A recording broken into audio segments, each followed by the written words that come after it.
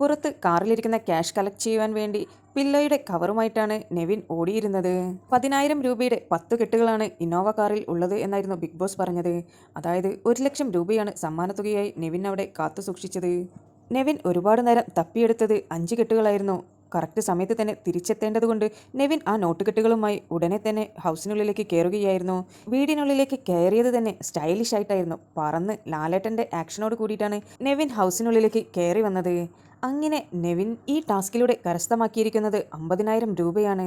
Task കഴിഞ്ഞതിന് ശേഷം ലാലേട്ടൻ ചോദിച്ചു, നിങ്ങൾക്കാർക്കെങ്കിലും നെവിനെ കാശ് കൊടുക്കുവാൻ താല്പര്യമുണ്ടോ എന്ന്. അങ്ങനെ ഓരോരുത്തർക്കായി കിട്ടിയിരിക്കുന്ന തുച്ഛമായ പൈസയിൽ നിന്ന് പോലും നെവിന് കൊടുക്കുവാൻ അവർ താല്പര്യപ്പെട്ടു. അനീഷ് 6,000 രൂപ കൊടുക്കാമെന്ന് പറഞ്ഞു.